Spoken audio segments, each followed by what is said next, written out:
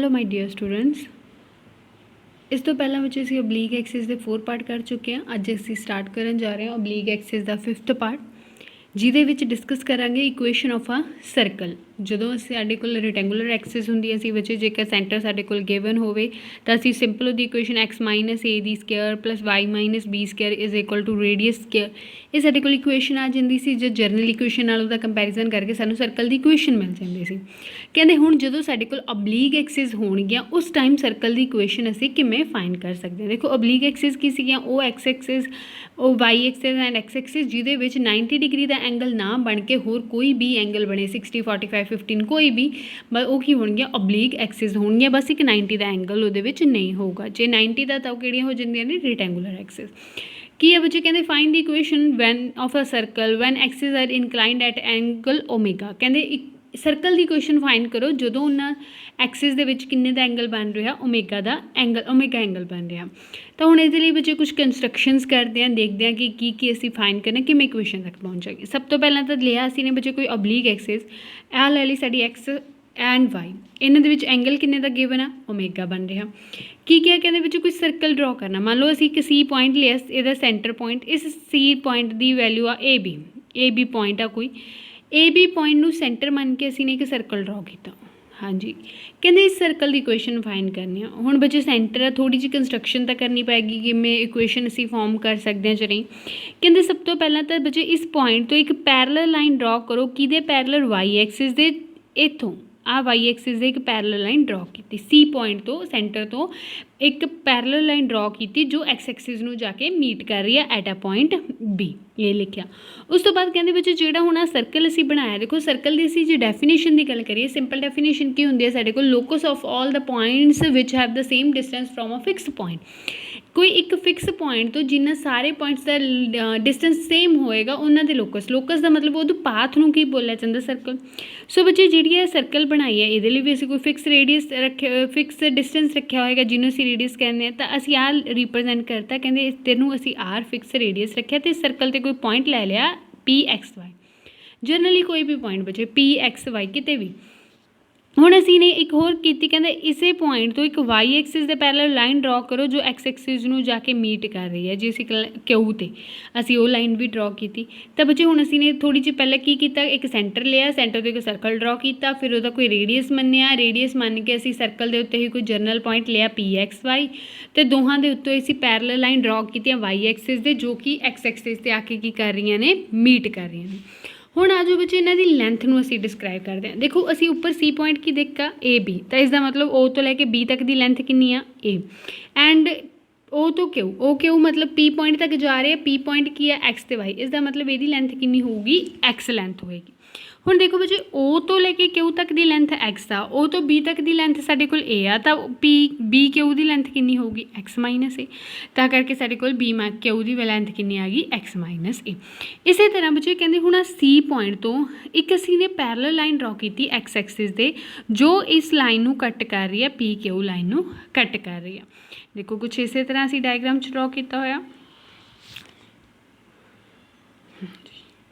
ਦੇਖੋ ਬੱਚੋ ਇੱਕ ਸੀ ਪੁਆਇੰਟ ਸੀ, ਉਹਨੂੰ ਸੈਂਟਰ ਮੰਨ ਕੇ ਅਸੀਂ ਲਾਈਨ ਡਰਾ ਕੀਤੀ ਇੱਧਰੋਂ ਵੀ, ਫਿਰ ਅਸੀਂ ਸੀ ਪੁਆਇੰਟ ਤੋਂ ਇੱਕ ਪੈਰਲਲ ਲਾਈਨ ਡਰਾ ਕੀਤੀ ਐਕਸ ਐਕਸਿਸ ਦੇ, ਜੋ ਕਿ ਪੀ ਕਿਊ ਨੂੰ ਕੀ ਕਰਕੇ ਜਾ ਰਹੀ ਹੈ, ਕੱਟ ਕਰਕੇ ਜਾ ਰਹੀ ਆ, ਅਤੇ ਐਸ ਪੁਆਇੰਟ 'ਤੇ ਉਹਨੂੰ ਕੀ ਕਰ ਰਹੀ ਹੈ, ਕੱਟ ਕਰ ਰਹੀ ਹੈ। ਬੱਚੇ ਕਹਿੰਦਾ ਜੇਕਰ ਹੁਣ ਇੱਥੇ ਪੀ ਕਿਊ ਆ ਤਾਂ ਇਹਦੇ ਸੇਮ ਪੈਰਲਲ ਹੀ ਆ, ਤਾਂ ਜੇ ਇਹਦੀ ਲੈਂਥ ਸਾਡੇ ਕੋਲ ਕਿੰਨੀ ਆ, ਐਕਸ ਮਾਈਨਸ ਏ ਲਈ ਆ, ਤਾਂ ਉਹਦੇ ਸੀ ਐਸ ਦੀ ਲੈਂਥ ਵੀ ਕਿੰਨੀ ਹੋਊਗੀ, ਐਕਸ ਮਾਈਨਸ ਏ।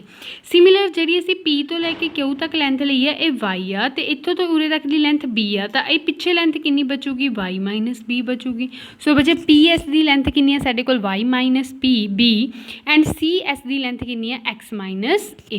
ਹੁਣ ਆ ਜਾਓ ਜੀ ਐਂਗਲਸ ਤੇ। ਬੱਚੇ ਸਾਨੂੰ ਲੈਂਥ ਕੁਛ ਪਤਾ ਲੱਗ ਗਿਆ, ਹੁਣ ਐਂਗਲਸ ਅਸੀਂ ਫਾਈਂਡ ਕਰਨਾ। ਦੇਖੋ ਜਿਹੜੀ ਇਹ ਉੱਪਰ ਅਸੀਂ ਬਣਾ ਰਹੇ ਹਾਂ ਇੱਕ ਟਰਾਇੰਗਲ ਦੀ ਫਾਰਮ 'ਚ ਨਹੀਂ ਬਣ ਰਹੀ, ਕਹਿੰਦੇ ਆਹ ਪੁਆਇੰਟ ਕੁਛ ਇਸ ਤਰ੍ਹਾਂ ਇਹਨੂੰ ਮੀਟ ਕਰਕੇ ਰਾਈਟ ਐਂਗਲ ਟਰਾਇੰਗਲ ਨਹੀਂ ਕਹਿ ਰਹੀ, ਕੋਈ ਵੀ ਟਰਾਇੰਗਲ ਬਣ ਰਹੀ ਹੈ ਬੱਚੇ। ਕਿਹੜੀ ਟਰਾਇੰਗਲ ਬਣ ਰਹੀ ਹੈ, ਉਰੇ ਪੀ ਪੁਆਇੰਟ ਆ, ਉਰੇ ਸੀ ਪੁਆਇੰਟ ਆ, ਉਰੇ ਸਾਡੇ ਕੋਲ ਐਸ ਪੁਆਇੰਟ। ਹੁਣ ਦੇਖੋ ਜਿਹੜੀ ਆਹ ਲਾਈਨ ਸੀ ਬੱਚੋ ਇਹ ਅਸੀਂ ਐਕਸ ਐਕਸਿਸ ਦੇ ਪੈਰਲਲ ਡਰਾ ਕੀਤੀ ਹੈ, ਅਤੇ ਜਿਹੜੀ ਆਹ ਲਾਈਨ ਹੈ ਸਾਡੇ ਕੋਲ ਆਹ ਵਾਲੀ ਇਹ ਅਸੀਂ ਨੇ ਵਾਈ ਐਕਸਿਸ ਦੇ ਪੈਰਲਲ ਡਰਾ ਕੀਤੀ ਹੈ। ਜੇ ਆਹ ਵਾਈ ਐਕਸਿਸ ਆ ਅਤੇ ਬੱਚੇ ਆਹ ਐਕਸ ਐਕਸਿਸ ਆ ਤਾਂ ਇਹਨਾਂ ਦੇ ਵਿੱਚ ਐਂਗਲ ਕਿੰਨਾ ਗਿਵਨ ਸਾਨੂੰ ਓਮੇਗਾ ਬਣ ਰਿਹਾ। ਇਸ ਦਾ ਮਤਲਬ ਉਰੇ ਐਂਗਲ ਕਿੰਨਾ ਓਮੇਗਾ ਹੋ। ਬਟ ਆਹ ਸਟ੍ਰੇਟ ਲਾਈਨ ਹੈ, ਸਟ੍ਰੇਟ ਲਾਈਨ ਦੇ ਟੋਟਲ ਐਂਗਲ ਕਿੰਨਾ ਹੁੰਦਾ ਸਾਡੇ ਕੋਲ 180, ਤਾਂ ਇਹਦੇ ਪਿਛਲਾ ਐਂਗਲ ਕਿੰਨਾ ਹੋਊਗਾ ਬੱਚੇ 180 ਮਾਈਨਸ ਓਮੇਗਾ। ਸੋ ਸਾਨੂੰ ਐਂਗਲ ਵੀ ਪਤਾ ਲੱਗ ਗਿਆ, ਕਹਿੰਦੇ ਬੱਚੇ ਇੱਥੇ ਜਿਹੜਾ ਇੱਕ ਅੰਦਰਲਾ ਐਂਗਲ ਆ ਕਿੰਨਾ 180 ਮਾਈਨਸ ਓਮੇਗਾ। ਹੁਣ ਆ ਜੋ ਇਕੁਏਸ਼ਨ 'ਤੇ ਕਹਿੰਦੇ ਬੱਚੇ ਅਸੀਂ ਨੇ ਸਾਈਨ ਫਾਰਮੂਲਾ ਪੜ੍ਹਿਆ, ਕਹਿੰਦੇ ਜਦੋਂ ਸਾਡੇ ਕੋਲ ਕੋਈ ਟਰਾਇੰਗਲ ਹੁੰਦੀ ਹੈ ਟਰਾਇੰਗਲ ਦੇ ਵਿੱਚ ਅਸੀਂ ਸਾਈਨ ਫਾਰਮੂਲਾ ਕਿਵੇਂ ਲਗਾ ਸਕਦੇ ਹਾਂ। ਕਹਿੰਦੇ ਇੱਕ ਟਰਾਇੰਗਲ ਆ ABC, ਜਿਹੜੇ ਇਹਦੇ ਨਾਲ ਦੇ ਐਂਗਲ ਵਿੱਚ A ਦੇ ਨੀਚੇ A ਐਂਗਲ ਬਣਦਾ, B ਦੇ ਕੋਲ B ਐਂਗਲ ਬਣਦਾ, C ਦੇ ਕੋਲ C, ਅਤੇ ਆਪੋਜ਼ਿਟ ਸਾਈਡ A ਦੇ ਮੂਹਰੇ A ਸਾਈਡ ਆ, B ਦੇ ਮੂਹਰੇ B ਸਾਈਡ ਆ, C ਦੇ ਮੂਹਰੇ C ਸਾਈਡ ਆ। ਹੁਣ ਜਦੋਂ ਇਹਦੇ ਵਿੱਚ ਸਾਨੂੰ ਸਾਈਨ ਫਾਰਮੂਲਾ ਵਿੱਚ ਕੋਸਾਈਨ ਜੇ ਸਾਈਨ ਫਾਰਮੂਲਾ ਲਗਾਉਣਾ ਹੁੰਦਾ ਇਹਦੇ ਅਸੀਂ ਕਿਵੇਂ ਦੇਖਦੇ ਹਾਂ। ਮੰਨ ਲਓ ਕੋਸਾਈਨ ਕਰ ਰਹੇ ਹਾਂ, ਕਹਿੰਦਾ ਕੋਸਾਈਨ B ਕਿਹਦੇ ਇਕੁਅਲ ਹੁੰਦਾ ਸਾਡੇ ਕੋਲ ਜਿਹੜੀਆਂ ਇਹਦੇ ਨਾਲ ਦੋ ਸਾਈਡ ਜੁੜੀਆਂ ਹੋਈਆਂ ਨੇ ਬੱਚੋ ਪੋਜ਼ੀਟਿਵ 'ਚ ਰਹਿੰਦੀਆਂ ਨੇ, ਜਿਹੜੀ ਇਹਦੇ ਸਾਹਮਣੇ ਵਾਲੀ ਉਹ negative A² + C² - B² upon 2AC। ਇਹ ਹੋ ਗਿਆ ਕੋਸਾਈਨ ਫਾਰਮੂਲਾ। ਦੇਖੋ ਇੱਥੇ ਵੀ ਉਹੀ ਟਰਾਇੰਗਲ ਬਣ ਰਹੀ ਹੈ, ਕਿਹੜੀ ਟਰਾਇੰਗਲ ਬਣ ਰਹੀ ਹੈ ਸਾਡੇ ਕੋਲ PSC। ਇਹਦੀ ਲੈਂਥ ਪਤਾ ਬੱਚੋ X - A, ਇਹਦੀ ਲੈਂਥ ਪਤਾ Y - V, ਅਤੇ ਇਹਦੀ ਸਾਨੂੰ ਪਤਾ R ਆ, ਰੇਡੀਅਸ ਆ। ਬਟ ਅਸੀਂ ਰੇਡੀਅਸ ਦੀ ਫਾਰਮ ਦੇ ਵਿੱਚ ਹੀ ਤਾਂ ਇਕੁਏਸ਼ਨ ਫਾਈਂਡ ਕਰਨੀ ਹੈ, ਇਸਦਾ ਮਤਲਬ ਇਹਨਾਂ ਦੋਹਾਂ ਨੂੰ ਯੂਜ਼ ਕਰਾਂਗੇ। ਪਲੱਸ ਇੱਥੇ ਐਂਗਲ ਪਤਾ ਸਾਡੇ ਕੋਲ ਕਿੰਨਾ 180 ਮਾਈਨਸ ਓਮੇਗਾ। ਸੋ ਕੋਸਾਈਨ ਫਾਰਮੂਲਾ ਲਗਾਤਾ ਬੱਚੇ, ਕਹਿੰਦਾ ਕੋਸਾਈਨ 180 ਮਾਈਨਸ ਓਮੇਗਾ ਕਿਹਦੇ ਇਕੁਅਲ ਹੋਏਗਾ, ਇਹਦੇ ਨਾਲ ਜੋ ਦੋ ਸਾਈਡ ਜੁੜੀਆਂ ਹੋਈਆਂ ਨੇ ਉਹਨਾਂ ਦੀ ਸਕੇਅਰ ਅਤੇ ਐਡੀਸ਼ਨ ਦੇ ਇਕੁਅਲ ਹੋਏਗਾ, ਮਾਈਨਸ ਕੀ ਹੋਏਗਾ R²। ਇਹੀ ਹੁੰਦਾ ਨਾ ਬੱਚੇ A² + B² A² + C² - B² upon 2ABAC। ਸੋ ਨੀਚੇ ਵੀ ਅਸੀਂ ਉਹੀ ਵੈਲਿਊ ਭਰੀ 2AC। ਉਸ ਤੋਂ ਬਾਅਦ ਬੱਚੇ ਕੋਸ 180 ਮਾਈਨਸ ਓਮੇਗਾ ਕੀ 'ਚ ਚਲਾ ਗਿਆ, ਸੈਕਿੰਡ ਕੁਆਡਰੈਂਟ 'ਚ ਚਲਾ ਗਿਆ। ਐਂਡ ਸੈਕਿੰਡ ਕੁਆਡਰੈਂਟ ਦੇ ਵਿੱਚ ਕੋਸ ਕੀ ਹੁੰਦਾ ਸਾਡੇ ਕੋਲ ਨੈਗੇਟਿਵ ਹੁੰਦਾ। ਸੋ ਇਹਦਾ ਆਂਸਰ ਕਿੰਨਾ ਆ ਗਿਆ ਮਾਈਨਸ ਕੋਸ ਆਫ ਓਮੇਗਾ। ਅਤੇ ਸਿਮਿਲਰ ਅਸੀਂ ਇੱਧਰਲੀ ਸਾਈਡ ਐਜ਼ ਇਟ ਇਜ਼। ਹੁਣ ਕੀ ਕਹਿੰਦਾ ਕ੍ਰੋਸ ਪ੍ਰੋਡਕਟ ਕੀਤੀ ਬੱਚੇ, ਕ੍ਰੋਸ ਪ੍ਰੋਡਕਟ ਕਰਨ ਤੋਂ ਬਾਅਦ ਜਿਹੜਾ ਆਂਸਰ ਬਣਿਆ ਉਹਨੂੰ ਇੱਧਰਲੀ ਸਾਈਡ 'ਤੇ ਲੈ ਕੇ ਉਹ ਪੋਜ਼ੀਟਿਵ ਹੋ ਗਿਆ, ਤਾਂ ਇਸ ਫਾਰਮ ਦੀ ਇਕੁਏਸ਼ਨ ਆ ਜੀ।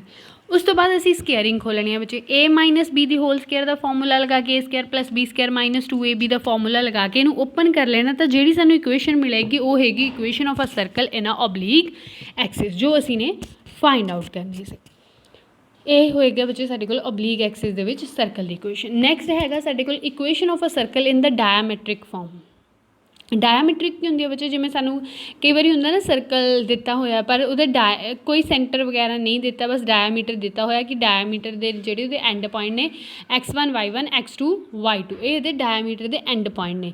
ਤਾਂ ਹੁਣ ਫਾਈਂਡ ਆਊਟ ਕਰੋ ਕਿ ਇਹਦੀ ਸਾਡੇ ਕੋਲ ਇਕੁਏਸ਼ਨ ਕੀ ਹੋਏਗੀ। ਤਾਂ ਬੱਚੇ ਉਹਦੇ ਵਿੱਚ ਸਾਡੇ ਕੋਲ ਕੀ ਹੁੰਦਾ ਸੀ X - X1 X - X2 ਦੀ square plus Y - Y1 Y - Y2 = 0, ਕੁਛ ਐਵੇਂ ਜਿਹੇ ਅਸੀਂ ਲੈ ਲੈਂਦੇ ਸੀ।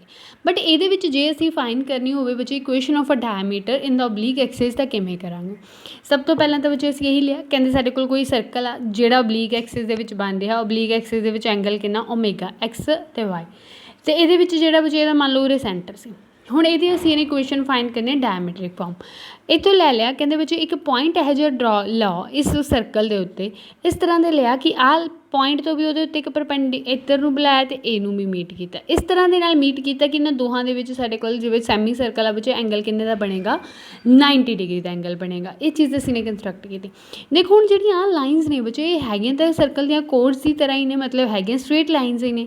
ਜਦੋਂ ਸਾਡੇ ਕੋਲ ਸਟਰੇਟ ਲਾਈਨਸ ਹੋਣ ਤਾਂ ਅਸੀਂ ਉਹਨਾਂ ਦੀ ਜਿਹੜੀ ਸਲੋਪ ਆ ਉਹ ਕਿਵੇਂ ਫਾਈਂਡ ਕਰ ਸਕਦੇ ਹਾਂ। ਮੰਨ ਲਓ ਜਿਹੜਾ ਪੁਆਇੰਟ ਹੈ ਸਾਡੇ ਕੋਲ ਇਹ ਹੈਗਾ H ਅਤੇ K, ਸਟਰੇਟ ਲਾਈਨ ਬੱਚੇ ਜਿਹਦੇ ਸਾਨੂੰ ਦੋ ਪੁਆਇੰਟ ਗਿਵਨ ਹੋਣ, ਐਂਡ ਪੁਆਇੰਟ ਗਿਵਨ ਹੋਣ, ਤਾਂ ਉਸ ਲਾਈਨ ਦੀ ਸਾਡੇ ਕੋਲ ਸਲੋਪ ਕੀ ਹੁੰਦੀ ਹੈ X2 - X1 Y2 - Y1। ਸੋ ਇੱਥੇ ਹੀ ਲਾਵਾਂਗੇ Y2 - Y1 upon X2 - X1। ਇਹ ਫਾਰਮੂਲੇ 'ਚ ਵੈਲਿਊਜ਼ ਭਰੀਆਂ, ਕੀ ਆ ਗਿਆ K - Y1 upon H - X1, ਇਹ ਆ ਗਿਆ ਸਾਡੇ ਕੋਲ। ਸਿਮਿਲਰ ਬੱਚੇ ਇੱਧਰਲੀ ਲਾਈਨ ਦੀ ਸਲੋਪ ਕੱਢ ਸਕਦੇ ਹਾਂ। ਸਲੋਪ ਕੀ ਹੋਏਗੀ ਇੱਧਰ ਫਿਰ K - Y2 upon H - X2, ਦੋਹਾਂ ਲਾਈਨ ਦੀ ਸਲੋਪ ਆ ਗਈ। ਹੁਣ ਤੁਸੀਂ ਕਹੋਗੇ ਜੀ ਅਸੀਂ ਸਲੋਪ ਕਿਉਂ ਕੱਢੀ ਹੈ ਮੈਮ, ਕਿਉਂਕਿ ਸਲੋਪ ਦੀ ਤਾਂ ਸਾਨੂੰ ਇੱਥੇ ਕੋਈ ਨੀਡ ਨਹੀਂ ਸੀਗੀ, ਅਸੀਂ ਤਾਂ ਸਿੰਪਲ ਸਰਕਲ ਦੀ ਇਕੁਏਸ਼ਨ ਫਾਈਂਡ ਕਰਨੀ ਹੈ। ਬੱਚੇ ਦੇਖੋ ਸਰਕਲ ਦੀ ਇਕੁਏਸ਼ਨ ਅਸੀਂ ਡਾਇਆਮੀਟ੍ਰਿਕ ਫਾਰਮ 'ਚ ਕਰਨੀ ਹੈ, ਬਟ ਸਾਨੂੰ ਸਿਰਫ ਇੰਨਾ ਪਤਾ ਕਿ ਜਦੋਂ ਡਾਇਆਮੀਟਰ ਦੇ ਦੋਨੋਂ ਪੁਆਇੰਟਸ ਨੂੰ ਅਸੀਂ ਮਿਲਾਇਆ ਤਾਂ ਉਹ ਜਿਹੜਾ ਉਹਨਾਂ ਦੇ ਵਿੱਚ 90 ਦਾ ਐਂਗਲ ਬਣ ਰਿਹਾ ਸੀ। ਅਤੇ ਇੱਕ ਅਸੀਂ ਪਿੱਛੇ ਆਰਟੀਕਲ ਕਰ ਚੁੱਕੇ ਹਾਂ ਬੱਚੇ, ਕਹਿੰਦੇ angle between two straight line, ਦੋ ਸਟਰੇਟ ਲਾਈਨ ਦੇ ਵਿੱਚ ਐਂਗਲ ਕਿਵੇਂ ਫਾਈਂਡ ਕਰੀਦਾ। ਫਿਰ ਉਹਦੇ ਨੀਚੇ ਇੱਕ ਕਰੋਲਰੀ ਕੀਤੀ ਸੀਗੀ,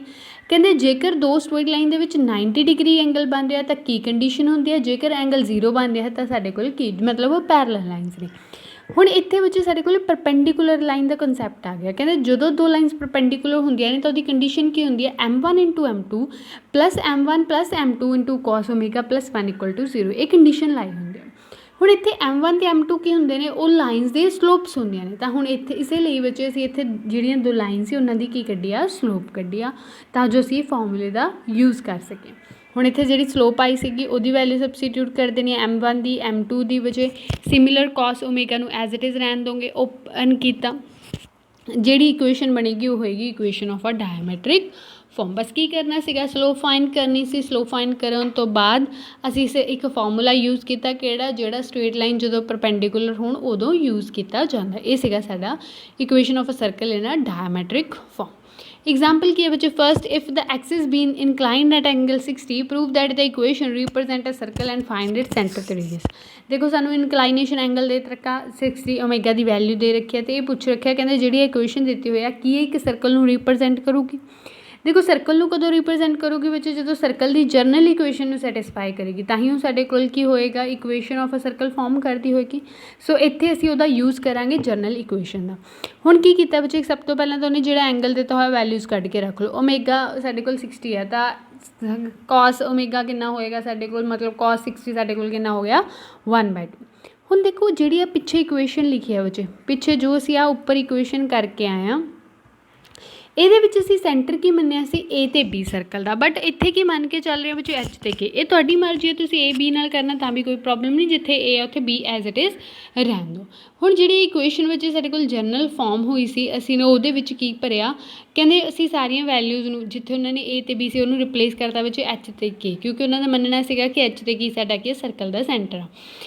सबस्टिट्यूट किया, उस तो बाद बच्चे इतने cos ओमेगा की वैल्यू भरती 1/2, सॉल्व किया, साढ़े को इक्वेशन बन गई। हुण जिहड़ी इक्वेशन बनी आ ते बच्चे जिहड़ी सानू उन्हें स्टेटमेंट च दे रखी है, इहदा कंपैरिजन करना।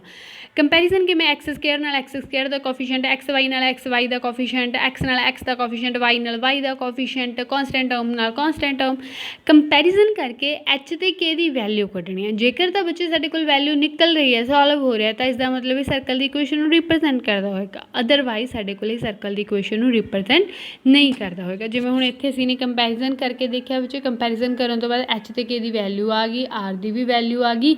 सो जिहड़ा एच ते के होया साडा सेंटर हो गया, जिहड़ा इहदा आर हो निकलिया वो की हो गया, रेडियस ऑफ अ सर्कल हो गया। ये सीगा साडा next part oblique axis the equation of a circle simple form and in the diametric form. I hope clear होया होएगा बच्चे। मिलते हैं नैक्सट वीडियो।